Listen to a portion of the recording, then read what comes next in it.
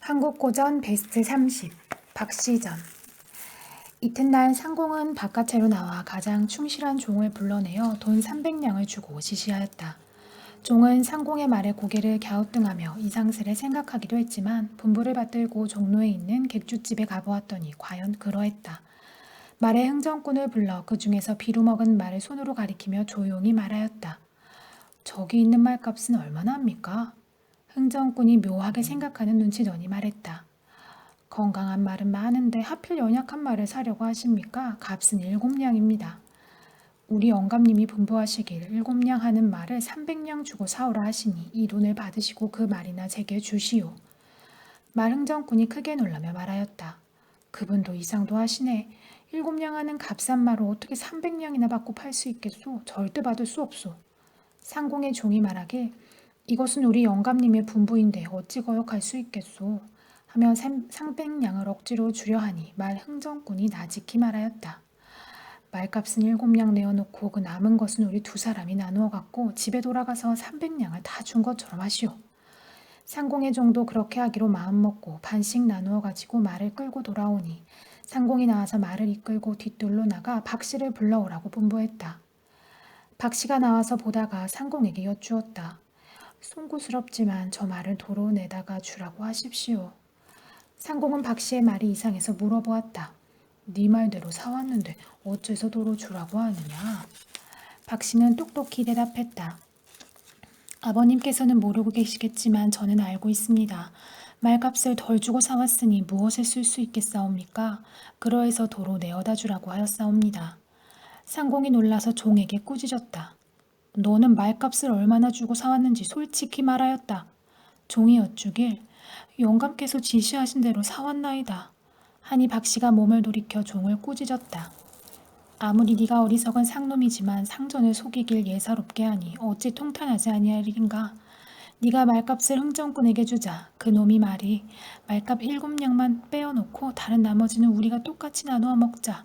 하니 그 말에 너의 귀가 멀어 나누어 가지고 왔거늘 너는 나를 속이지 못할 것이다. 상전을 속인 크나큰 죄는 뒤에 다스리겠지만 어서 가서 네가 나누어 가진 돈을 말장수에게 주고 돌아오되 만약 늦어지면 너의 목숨은 보존하기 힘들게 될 것이다.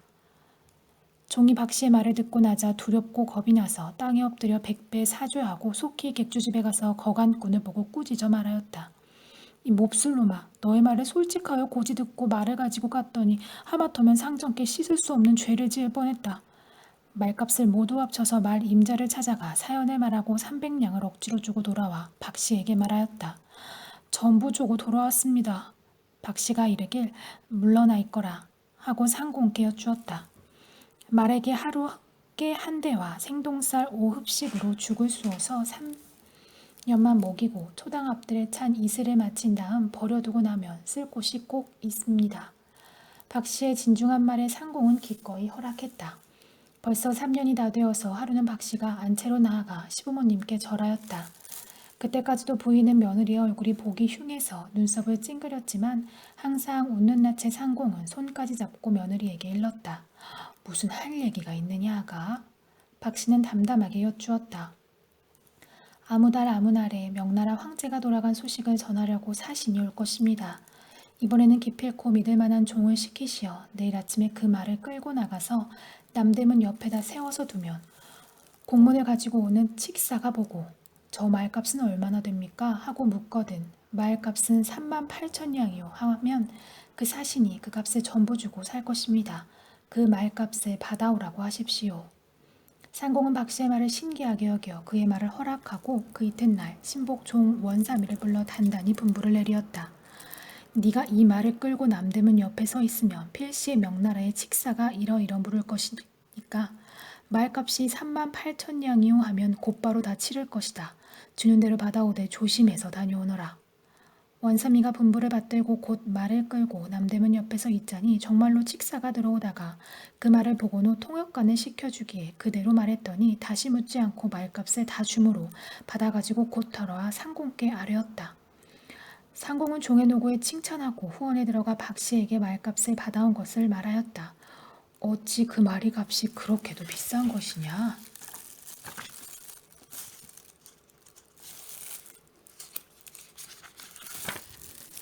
그 말은 천리를 달리는 날쌘 말이어서 조선에서는 알아보는 사람도 없지요.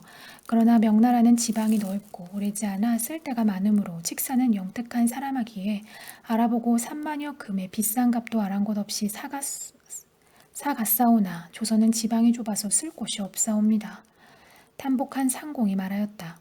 비록 너는 여자의 몸이지만 총명하여 만일 남자로 태어났다면 이 나라의 큰 기둥이 되어 보탬이 많을 것이다.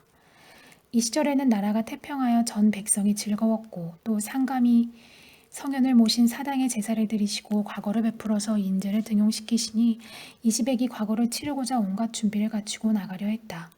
이날 밤 박씨가 꿈을 꾸었는데 뒤뜰 연못 가운데 꽃이 활짝 핀 곳에 벌과 나비들이 날아들었다. 옥백으로 만든 벼룻돌을 담는 그릇이 갑자기 변하더니 푸른 용이 되어 놀다가 여의주를 얻어 물고 은색 구름을 타고 올라가는 꿈이었다. 매우 이상히 여겨져서 날이 밝기를 기다려 연못가에 나가보니 거짓말처럼 벼룩물을 담는 그릇이 놓여 있었다. 자세히 살펴보니 꿈에서 본 것이었다. 박씨는 그것을 가져다 간수하고 괴화를 일렀다.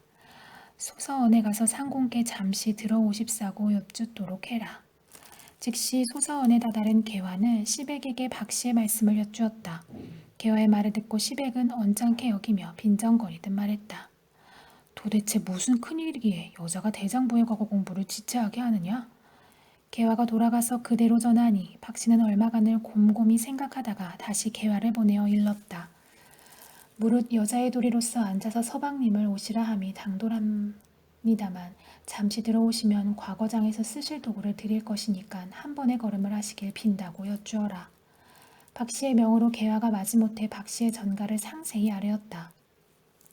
계화의 말을 전부 듣고 난 시백은 대단히 노하여서 쩡쩡 울리는 목소리로 꾸짖었다. 일개의 계집이 집안에 앉아 과거 공부하는 장부를 이토록 마음 산란하게 하니 어째서 큰 소리가 안 나올 수 있겠는가? 시백은 말을 마치가 더욱 분함이 치밀어 올라 호령하고 계화에게 꾸짖어 말하였다. 시골에서 자란 너의 주인에게 일의 순서를 너무도 모른다고 분명히 거하고 여자가 되어서 어찌 장부를 마음대로 오라느니 가라느니 하니 이상하지 않은가? 내 오늘 네게 벌을 주는 것은 너의 주인을 대신하려 함이니 그대로 전해라. 말을 마치고 매를 30대를 때리시니 계화가 울며 박씨에게 자기가 당한 얘기를 서럽게 말하자 박씨도 눈물을 흘리며 일렀다. 분명히 내 죄를 너에게 내리셨구나. 이제야 여자의 위치가 가엾다는 것을 제대로 느끼겠구나. 잠시 말을 마치고 긴 한숨을 쉰 연후에 물을 담은 그릇을 주며 전하였다. 이 벼룩물을 담은 그릇으로 먹을 가라 글을 지으면 장원 급자하여 크게 출세해서 이름이 세상에 날 것이며 부모님께는 영원한 복을 드림으로 집안이 빛날 것이며 이제 나는 서방님에게 필요 없을 테니 내 생각은 마시고 지체 높은 귀한 집안의 아름다운 여자를 데려와 평생을 행복하게 지내시라고 여쭈어라. 계화는 박씨의 말을 새겨 듣고 그대로 전하였다. 시백이 계화의 말을 듣고 나서 벼룩물을 담는 그릇을 보니까 세상에서 복이 드는 보배였다. 자기가 너무나 지나친 말을 한 것 같아 속으로 뉘우치고 얼굴빛을 부드럽게 하여 계화에게 천천히 일렀다. 아가씨께 전하여라. 본디 나의 천성이 우악스럽고 급해서 아가씨의 말씀을 언짢게 여기고 너에게 심히 책망하여 벌까지 주었으나 아가씨의 성품이 워낙 온순하여 벼룩물 담는 그릇을 보내주어 과거 보는 일에까지 도움을 주니 대단히 부끄럽게 생각하고 있다. 내가 한 행동을 분하게 여겨서 다른 집안의 여자에게 다시 혼인하라는 말씀은 조금 지나친 말인 줄 안다고 가서 여쭈어라. 명을 받들고 계화가 다시 돌아와 박씨에게 서방님의 말씀을 낱낱이 아뢰었다. 잠자코 듣고 있던 박씨는 아무 대답이 없었다. 드디어 과거날이 되어서 시백이 시험장 안으로 들어갔다.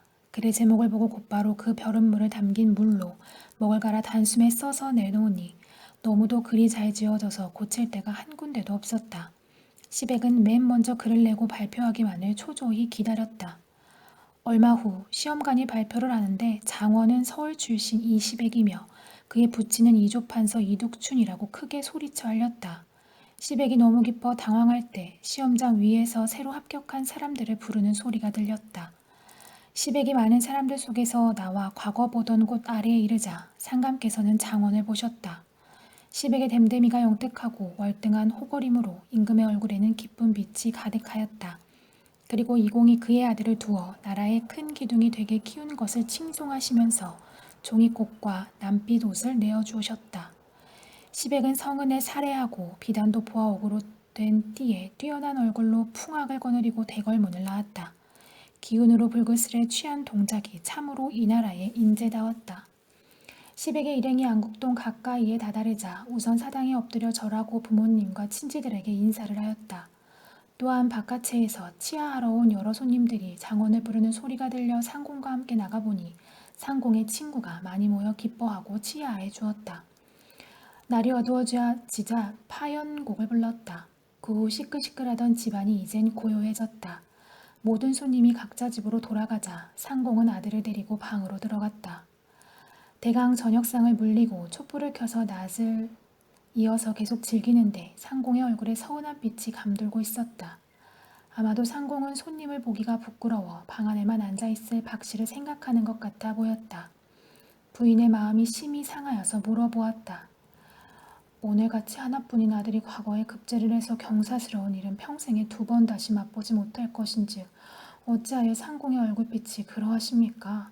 혹시나 그토록 추악하게 생긴 며느리가 이 자리에 없음을 서운하게 생각하고 계신 것은 아니온지요?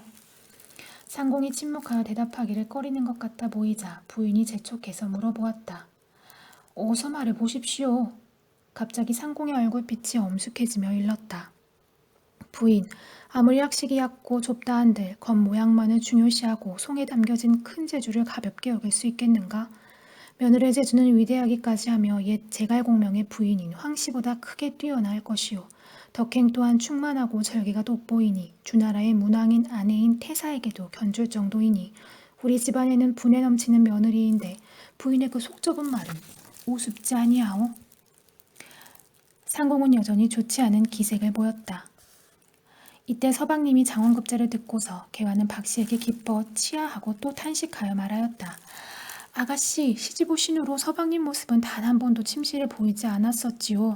우리 아가씨가 어질고 착한 성품에도 불구하고 어머님의 박대하심을 당하시어 홀로 쓸쓸히 후원해서 많은 날들을 지내시며 집안의 모든 일에 참석하지 못하시고 근심으로 세월을 보내시니 저희 생각에도 아가씨를 생각할 때면 서러워짐을 느끼고 눈물까지 나옵니다. 박씨는 눈물을 흘리며 여리여리 말하는 개화의 이야기를 듣고 난 후 태연히 대답했다. 우리 인간의 팔자는 이미 하늘이 정하신 것이니 어찌 나의 기구한 팔자를 탓할 수 있겠느냐. 어차피 이 모든 것은 인간의 힘으로 어찌할 수 없는 것이다. 옛부터 얼굴빛이 붉은 여자의 팔자는 사나운 사람이 한둘이 아닌 고로 나 혼자만이 기구한 것이 아니느라. 선한 이는 분수와 운명을 받아들이고 하늘의 뜻을 기다림이 옳은 것이니 아녀자된 도리로서 어찌 서방님의 은혜로서 사랑하심을 생각할 수 있겠느냐. 이제 다시 이상한 말을 하지 말아라.